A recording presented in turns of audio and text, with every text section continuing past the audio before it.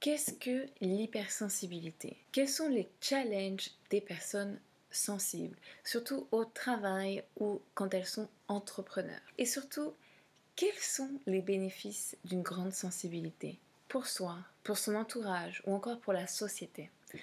Dans cet épisode de podcast, je t'explique ce qu'est la sensibilité, comment savoir si tu es hypersensible ou non, les pistes pour la reconnaître et mieux la vivre au quotidien. Surtout quand on est coach et entrepreneur de cœur. Dans ce podcast, je vous explique aussi mon histoire, la difficulté que j'ai eue à accepter ma sensibilité et comment j'ai pu en faire une force. Bienvenue dans le podcast Femme Leader, le podcast pour te réinventer et devenir une leader confiante, inspirante et impactante. Hello, je suis Lucie, entrepreneuse, coach en leadership féminin et thérapeute. J'aide les femmes ambitieuses, les coachs et les entrepreneurs à se reconnecter à elles, reprendre leur pouvoir intérieur, s'affirmer et prendre leur place. En 2017, j'ai tout quitté. Je suis partie vivre au Chili par amour et aussi pour me reconnecter avec mon être intérieur, qui je suis vraiment. J'ai donc vécu un long processus d'introspection à la recherche du bonheur, de ma mission de vie et de mon succès. J'ai donné naissance à mon premier business en espagnol dans le domaine de l'image, du bien-être et du coaching. Et aujourd'hui, j'aimerais partager avec toi tout ce que j'ai appris dans cette merveilleuse aventure. Dans ce podcast et dans mes programmes, je te coach pour devenir une femme confiante, inspirante et successful qui impacte les autres grâce à sa lumière intérieure et sa communication. Tu peux dès maintenant télécharger le guide gratuit Les 4 secrets du leadership féminin pour commencer à transformer ta vie. Alors prépare-toi pour cette nouvelle aventure que l'on commence ensemble.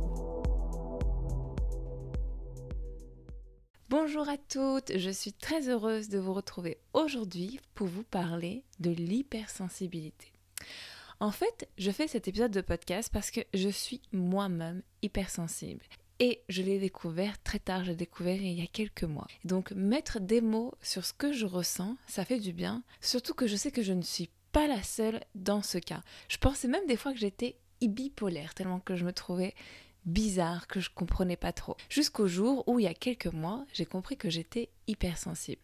Et donc j'ai décidé de faire ce podcast parce que j'ai compris que j'étais pas la seule à être hypersensible et m'identifier avec ce terme. Donc je vais vous aider à comprendre ce que c'est l'hypersensibilité, quels sont ses casos et comment ça peut vraiment changer et apaiser sa vie de mettre des mots dessus. Alors déjà, l'hypersensibilité, qu'est-ce que c'est? L'hypersensibilité, c'est tout simplement une sensibilité supérieure à la moyenne. Donc le fait d'être particulièrement sensible émotionnellement, et ça concerne entre 20 et 30% de la population. Pour retenir une petite phrase simple, les hypersensibles en fait ils sont bousculés par le trop. Trop d'émotions, trop de pensées, trop d'empathie. L'hypersensibilité, ça nous amène à surréagir à des stimulations auxquelles les autres ne prêtent pas forcément attention. Donc par exemple, c'est réagir de manière intense aux émotions que l'on ressent ou même que l'on ressent des autres. C'est réagir de manière intense aux douleurs, aux souffrances. La personne hypersensible, elle va ressentir jusqu'à 40% plus fort la douleur. C'est aussi réagir de manière intense aux sensations, donc les bruits, les odeurs, les lumières, les températures, des énergies un peu spéciales. Et aussi, c'est réagir de manière intense aux interactions sociales. Donc pour faire simple, en fait, les hypersensibles, ils ressentent ce qui les entoure de manière intense. Ce qui les entoure externe de manière intense, mais aussi interne. Être hypersensible, c'est pas une maladie mentale, c'est un trait de caractère, un tempérament. Mais c'est aussi une différence physique parce que comment est notre cerveau, c'est aussi différent des personnes qui sont moins sensibles. Il y a même des gens qui parlent de races différentes. Je suis pas trop bonne pour expliquer les choses scientifiques et plus en détail, mais en gros, l'hémisphère droit relié à la créativité est plus vif. Donc être hypersensible, c'est souvent difficile à vivre parce que c'est pas trop accepté dans le monde actuel basé sur l'énergie féminine, la productivité. D'ailleurs, c'est souvent vu comme un défaut. Quand on comprend bien, c'est surtout une chance et je vais vous expliquer pourquoi dans l'épisode d'aujourd'hui. Comment savoir si tu es hypersensible? Quels sont les traits de caractère? En fait, je vais te donner ici une petite liste des caractéristiques des hypersensibles et si tu te reconnais dans beaucoup des points que je cite ci-dessous, il y a de fortes chances que toi aussi tu sois hypersensible. Donc les hypersensibles, ils se sentent différents des autres et incompris. Ils sont originaux, délicats, subtils, émotifs et créatifs. Ils sont plus conscients, ils ont plus de facilité à mettre des mots sur ce qui les traverse. Ils sont empathiques, ils privilégient la bienveillance et s'éloignent des conflits, ils n'aiment pas trop les conflits. Ils ont une intuition forte parce que, comme je vous l'ai expliqué, on sent les sens plus forts et l'intuition c'est le 6e sens. La créativité plus boostée, ils sont inspirés par les arts, ils ont des idées originales et créatives. Ils ont aussi un sens aigu de la beauté, de l'esthétique. En fait, ils sont plus attentifs aux détails, à la beauté, aux formes. Ils savent apprécier la beauté du monde. Ils sont plutôt actifs mentalement. En fait, ils répondent sans cesse à des fausses alertes et du coup ont tendance à être anxieux, stressés, angoissés, inquiets pour eux mais aussi pour les autres. Ils sont facilement pessimistes, nostalgiques ou fatalistes. On peut même dire qu'ils sont un peu déprimés. Ils ont peur, ils craignent de blesser l'autre, de se sentir rejetés et ils sont plus affectés par le malheur d'autrui. Ils ont le sens du détail, ils sont perfectionnistes, très perfectionnistes et exigeants. Ils n'aiment pas trop être dans des climats intenses ou recevoir des mauvaises nouvelles. Ils s'éloignent un peu de ça. Ils ressentent le besoin de se mettre dans leur bulle pour introspecter de manière approfondie. Ils sont facilement fatigables, irrités ou contrariés. Ils ont une très grande capacité d'analyse. Les changements, c'est un peu plus difficile à vivre pour eux. Ils ont des difficultés à s'adapter, c'est plus éprouvant. Ils ont du mal à réagir aux conflits, à la violence. Ils placent souvent les autres en priorité et ont du mal à mettre des limites. Je le répète, ils sont perfectionnistes, surtout au travail. Souvent, ils se sentent incompris par leur place. Ils ont des difficultés à prendre leur place. Donc ça, c'est plutôt un problème dans la vie professionnelle, au travail ou dans leur business. Ils ont souvent une faible estime d'eux-mêmes et un manque de confiance en eux. Ils se sentent en décalage avec les autres. Ils passent beaucoup de temps à réfléchir, penser, ruminer. Moi, je me rappelle que quand j'étais petite, on me disait tout le temps que j'étais rêveuse, que j'avais la tête dans la lune, dans les étoiles, parce que j'étais tout le temps en train de penser, en fait. Ils ont peur d'être visibles et d'être jugés. Ils sont très sujets au syndrome de l'imposteur. Et aussi, ils sont plutôt connectés aux énergies subtiles, donc la lune, les astrologies, les thérapies avec les anges, au monde invisible. Donc il y a 5 principales difficultés en fait quand on est hypersensible. C'est plutôt ce qui a à voir avec la relation aux autres parce qu'en fait on se sent souvent blessé, on est plutôt dans des phases d'introspection, on analyse les expressions des autres et surtout ce qui se passe vu des autres par l'entourage en fait c'est qu'il y a de l'incompréhension, il y a un manque de compréhension des autres et il se peut qu'on se moque de notre sensibilité. Il y a aussi un manque de confiance en nous, on est souvent en train de se remettre en question, on est inquiet de l'opinion des autres, on s'empêche en fait d'exprimer notre potentiel, nos talents parce que pendant des années on s'est cru anormal, on a essayé de plaire aux autres et on n'a pas trop confiance en nous. En fait, on privilégie peut-être plus les énergies des autres et les autres à notre énergie. Aussi, on a peur d'échouer, donc c'est difficile parfois de se mettre dans l'action. On sait très bien que c'est dans l'action qu'on prend confiance en nous. Aussi, il y a tout ce qui a à voir avec la suractivité mentale. En fait, on a peur de tout, on est plutôt dans l'anticipation dans le négatif, on est dans la rumination des pensées négatives. En fait, on a un esprit qui analyse et qui rejoue sans cesse des scénarios dans notre tête et souvent des scénarios négatifs. Une autre petite difficulté quand on est hypersensible, c'est qu'on est une éponge émotionnelle en fait. On ne sait plus si c'est nos émotions ou celles des autres, mais on est constamment dans les émotions. Et une autre petite difficulté, c'est comme je l'expliquais, en fait, de trouver sa place dans le monde du travail. En fait, on le sait, dans le monde du travail, c'est plutôt l'énergie masculine qui domine. Il y a beaucoup de compétitivité, de productivité et très peu de place pour les émotions. Donc, c'est difficile un peu de prendre sa place, de sentir ses émotions quand on est au travail. Surtout qu'on est très perfectionniste, on est encore dans le syndrome de l'imposteur, vu qu'on n'a pas beaucoup confiance en nous, on ne sait pas trop ce à quoi on est bon. Et on essaye facilement d'être dans le people pleasing, de faire plaisir aux autres et s'oublier un petit peu. Moi, ce que je me suis rendu compte en tant qu'entrepreneur hypersensible, ce que je fais en fait, par exemple, un petit tips que je donne, quand je crée mon planning, quand je crée ce que je vais faire dans la semaine, je laisse toujours un petit peu plus de temps pour laisser place à mes émotions, en fait, pour laisser place à gérer mes émotions.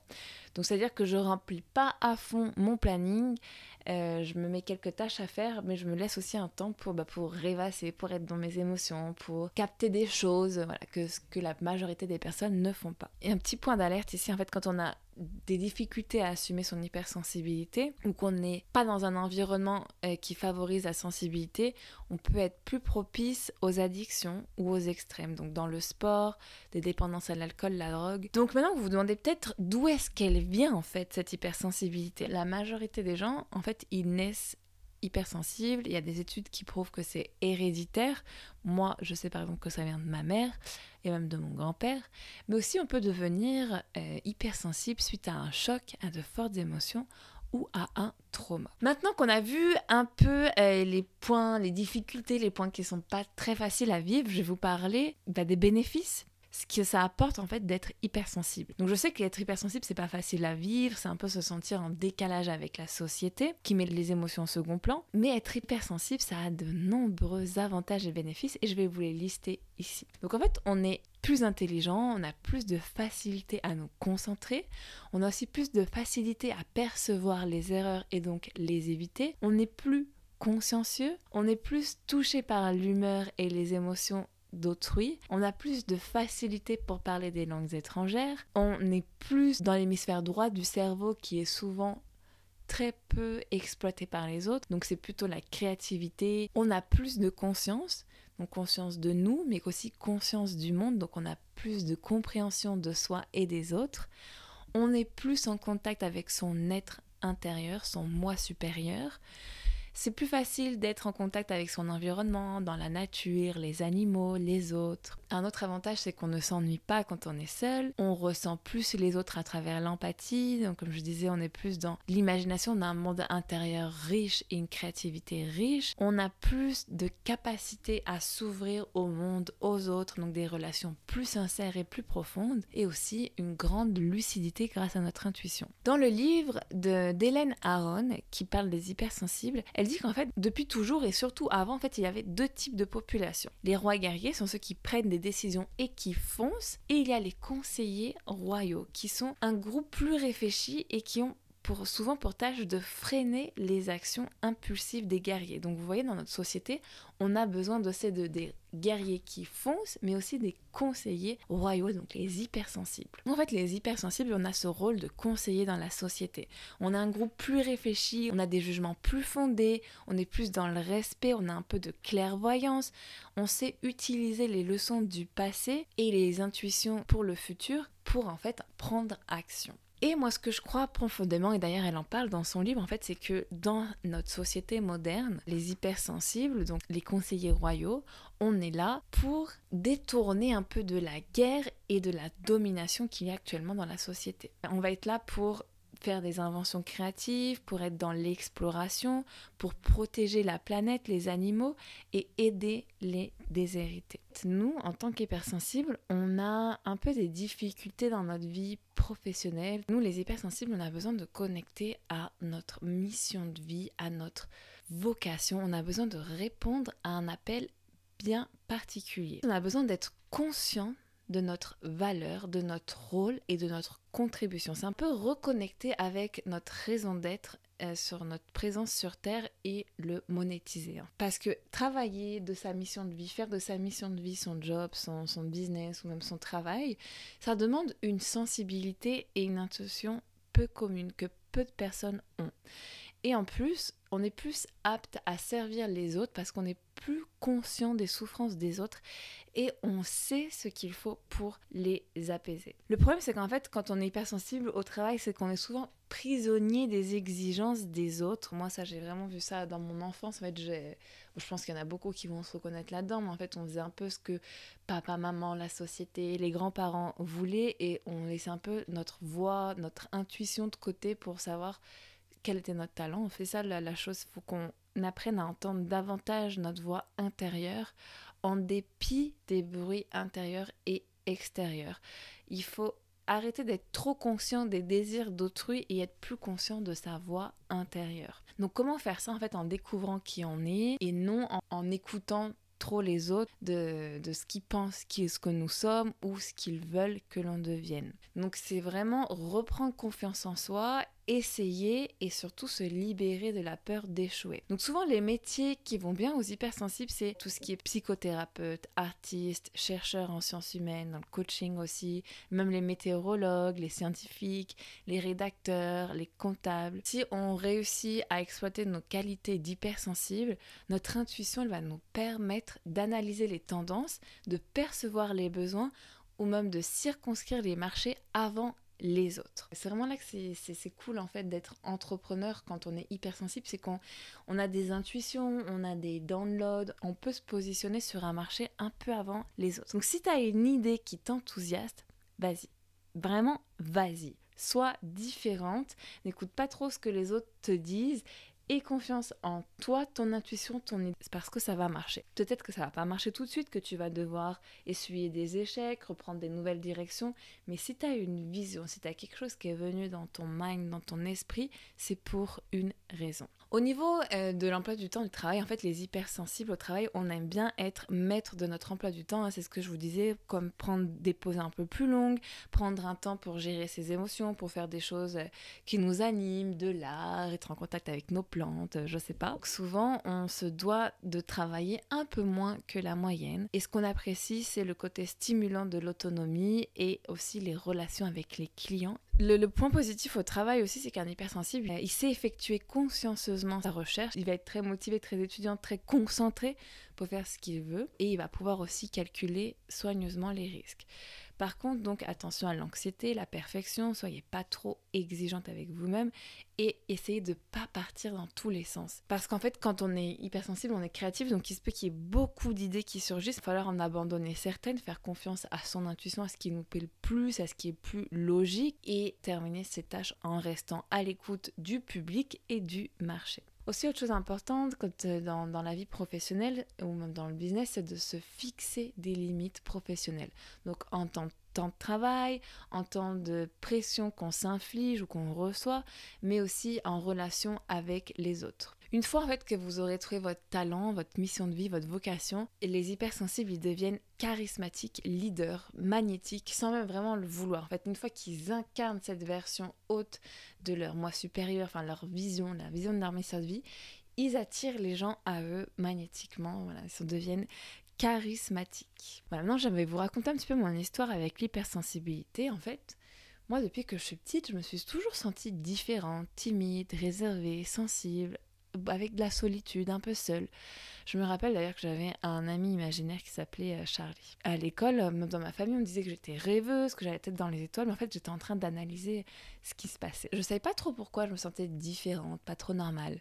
Je pense qu'en fait, on s'est moqué de moi, ou je me suis sentie rejetée à cause de mon hypersensibilité, et je l'ai bloquée pendant très longtemps. Je l'ai cachée, en fait, j'en ai eu honte pendant très longtemps, et elle a commencé à ressurgir un peu, à mon retour de voyage en Australie, quand j'allais pas bien et j'ai commencé à m'intéresser un peu à la thérapie, au yoga, à la méditation. Ma sensibilité elle a commencé à devenir plus développée. Moi, comme je vous l'ai dit, je pense que mon hypersensibilité, elle vient de ma mère, qui la tient sûrement de son père. Et je pense que j'en ai déjà parlé dans un épisode de podcast. Mon grand-père, en fait, il en a beaucoup souffert parce que, vous savez, à l'époque, on disait que les garçons ne pouvaient pas pleurer. Lui, il avait perdu son père quand il avait 7 ans. Donc, voilà, il n'était pas bien à jongler entre ses émotions, ce que lui disait la société. Il s'est un peu renfermé sur lui-même. Donc, moi, j'ai eu vraiment du mal à accepter mon hypersensibilité. J'en avais honte, je voulais la cacher.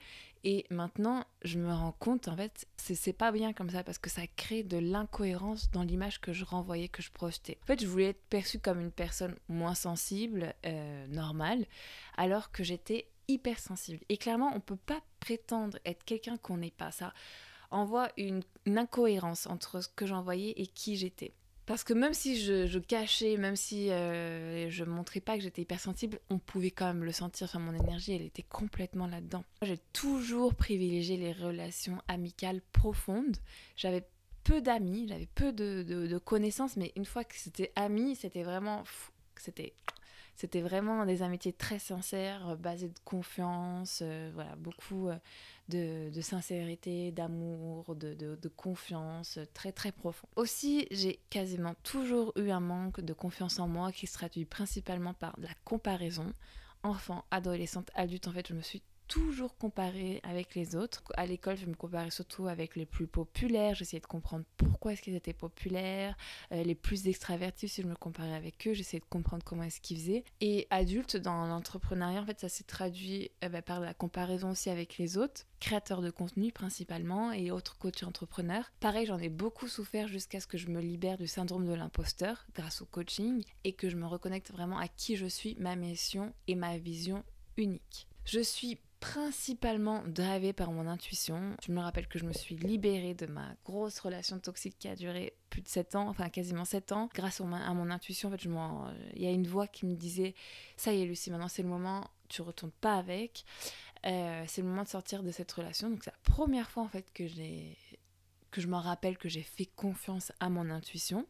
Ensuite, je suis partie en Australie. Voilà, j'étais dans mon voyage avec ma copine, on était plutôt basé aussi pareil sur notre intuition, sur où aller, où rester, avec quelle personne nous connecter, avec quelle personne ça connectait pas trop, tout ça. Je suis aussi devenue conseillère en images grâce à mon intuition. Je me rappelle que j'étais dans un spa au nord du Chili avec Erko. C'était mes derniers jours au Chili et je devais prendre la décision si j'allais revenir au Chili, quoi faire, qu'est-ce que j'allais faire de ma vie, comment recommencer ma vie, ma carrière, ou alors s'il fallait que je retourne en France pour travailler dans les RH, mais franchement, je le sentais plus trop ça. Et je me rappelle que donc, j'étais dans ce spa, donc on était hyper relax, tout ça, et j'ai pris un magazine et il y avait une conseillère en images qui était interviewée, qui je crois qui parlait de son métier, et j'ai pensé ah mais c'est pas mal ça, c'est cool, j'aimerais bien c'est pas mal d'être conseillère en images, ça pourrait me plaire ça. Et je me rappelle que j'ai senti une énergie forte, une sorte de rayon un peu énergétique qui a traversé tout mon corps et c'était hyper agréable. Et là je me suis dit ah ouais, je crois que être conseillère en images en fait c'est peut-être quelque chose qui me ferait bien. Pareil aussi LinkedIn, je me rappelle que je me suis lancée dessus l'année dernière parce que j'étais en méditation, je crois. J'étais en train de penser à ce qu'il fallait que je fasse next dans mon business. Et j'ai eu carrément devant moi la vision du logo LinkedIn. Donc voilà, j'ai su qu'il fallait que je sois dessus. Yerko, mon mari aussi, quand je l'ai connu, j'ai ressenti des choses, des énergies qui passaient dans mon corps. J'ai fait des rêves, je sentais des choses différentes. Et dans certains lieux aussi, je ressens des choses. En Australie, par exemple, à Alice Spring, la pierre Uluru, cette pierre qui est au centre, qui est un endroit sacré des aborigènes. Je me rappelle, pareil, j'ai vraiment senti quelque chose de très fort ici. Et plus tard, j'ai su d'ailleurs qu'il y avait pas mal de camps de thérapie, de camps un peu de médecine douce pour soigner le cancer qui était là-bas. Ou même dans un voyage au Mexique que j'ai fait, je me rappelle, il y a pas mal de cénotés. En fait, les cénotés, c'est des sources intérieures dans des grottes, en fait, des sources dans des grottes. Et j'aimais pas trop être là-dedans. Et ouais, en effet, les Mayas, c'est là qu'ils sacrifiaient des personnes là-bas. C'est un peu comment ça se manifeste chez moi, mon hypersensibilité. Aussi, j'ai besoin de moments où je me retrouve seule, d'être en pause, dans le calme. Quand il y a un sujet qui me passionne, comme pour en ce moment le branding, j'y vais à fond. Je rêve branding même. Enfin, je me nourris et je rêve branding. Si on me trahit, si on me rejette ou on m'abandonne, je vais avoir beaucoup de mal à m'en remettre. Je suis souvent sujette à l'anxiété, à la rumination mentale, à la fatigue émotionnelle. Donc là, moi, ce qui va vraiment me sauver, c'est de prendre un moment calme, de méditer, de faire du tapping ou d'écrire. J'analyse tout ce qui se passe autour de moi dans les interactions sociales, donc les postures, les intonations, comment est-ce que les gens s'expriment, etc. Enfin, j'aime beaucoup. D'ailleurs, Yako, il rigole parce que y a une chanson qu'on a découverte qui disait « Ouais, on va prendre un café, on va regarder les gens » et ça le fait trop rire parce que c'est ce que j'adore. Moi, j'adore prendre des cafés, regarder les gens, analyser ce qui se passe. Et aussi, j'ai du mal à passer à autre chose quand je vis une injustice, une embrouille. En fait, je garde la douleur émotionnelle en moi pendant longtemps. Ce qui m'a vraiment, moi, aidé à accepter ma sensibilité, ce sont toutes les thérapies que j'ai faites, mais surtout ma certification de coaching où j'ai pu me libérer de beaucoup d'émotions et beaucoup de choses que je croyais vraies, en fait qui n'étaient pas vraies. J'ai pu me libérer de beaucoup d'émotions difficiles et en faire des forces, mais aussi j'ai pu me reprogrammer de toutes ces choses, de toute cette vision de la vie que j'avais, car en fait, à force de ma rumination mentale, c'était faux, et donc j'ai pu me créer comme une autre mentalité, une autre vision de la vie qui était plus en ma faveur. Allez, maintenant je vais vous donner 4 pistes pour mieux vivre votre hypersensibilité au quotidien. Donc déjà, ça va être créer un nouveau mode de vie qui vous apprend à tolérer les facteurs de stress. Moi, par exemple, maintenant, j'habite à la campagne, loin des stimuli des grandes villes. Je suis auto-entrepreneur, je gère mon temps et ma charge de travail. Et surtout, je fais des morning routines tous les matins avec des techniques bien-être plutôt orientées énergie féminine. Donc, méditation, journaling, tapping, yoga, marche, lecture. Aussi, je me mets pas mal de limites avec le téléphone parce que je me rends compte qu'en fait, les réseaux sociaux, ça me stresse en fait. Même à travers les écrans, j'arrive à percevoir les énergies des gens et les émotions. Et ça... En espagnol, on dit ça me abruma, je suis dans un état d'hyperstimulation en fait. Donc en ce moment, par exemple, Instagram, ça fait 1 mois que j'ai supprimé de mon téléphone parce que pareil, j'ai l'impression que je me perds avec toutes ces informations, comme si j'étais davantage dans l'énergie des autres que dans la mienne. Et là en ce moment, j'ai besoin plus d'introspection parce que je suis en train de travailler sur la stratégie de mon branding. 2, mettre en place des pratiques bien-être quotidiennement. Donc vraiment, comme je vous disais, un non négociable, c'est commencer sa journée avec des pratiques bien-être, de la méditation, en pleine conscience, des respirations, du tapping, du yoga, de la lecture, du journaling, des cartes d'oracle, jardiner, faire des promenades, sortir dehors, être en contact avec la nature, avec les animaux, parler à ses plantes par exemple. Et surtout, si vous vivez un moment d'hyperstimulation, arrêtez directement ce que vous êtes en train de faire. Ne pensez pas à continuer, mais faites plutôt du journaling, essayez d'extérioriser cette émotion que vous sentez, écrivez dessus, conscientisez-la, laissez-la en fait sortir de votre corps, de votre tête. Faites du tapping, récitez un mantra avec une pensée qui vous fait du bien. Par exemple, je m'aime, je me fais confiance, la vie est en ma faveur.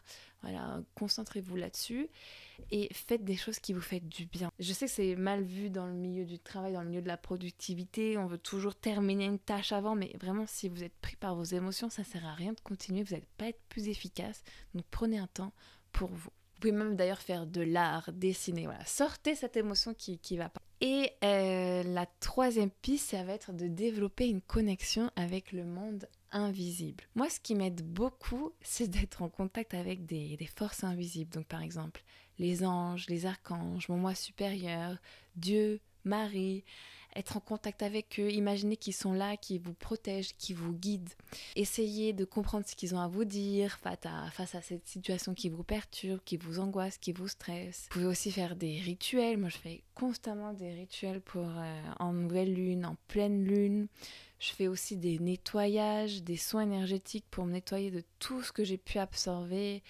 Et j'écoute des fréquences quand je travaille ou même quand je veux me mettre en position de calme. Et le dernier point, ça va vraiment être de faire de la thérapie, faire du coaching. C'est vraiment ce qui m'a le plus aidé. Ça m'a permis en fait de transformer toutes ces émotions un peu négatives, enfin tout ce surplus d'émotions que j'avais en histoires positives qui me rendent plus forte. C'est vraiment faire de ces douleurs, de ces traumas et les faire devenir des forces, faire de l'alchimie en fait. Ça va vraiment vous aider à vous libérer des choses qui vous empêchent d'entreprendre de votre passion, de prendre votre place au travail, de prendre votre place sur les réseaux sociaux, dans l'entrepreneuriat. Ça va vous permettre de vous libérer du syndrome de l'imposteur, de se focus toujours sur la peur du rejet, la peur de se montrer, la peur de montrer sa sensibilité, aussi la honte de sa sensibilité. La thérapie, le coaching, ça va vraiment vous permettre de trouver un équilibre de vie qui va être plus apte pour vous.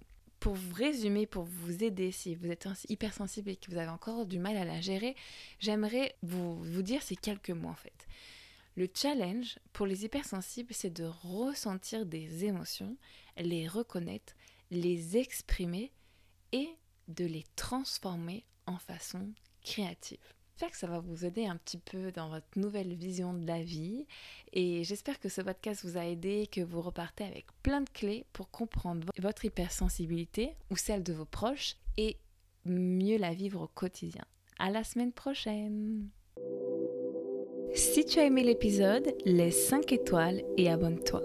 C'est la meilleure manière de soutenir le podcast et d'aider un plus grand nombre de femmes à se reconnecter à leur confiance personnelle, prendre leur place et briller.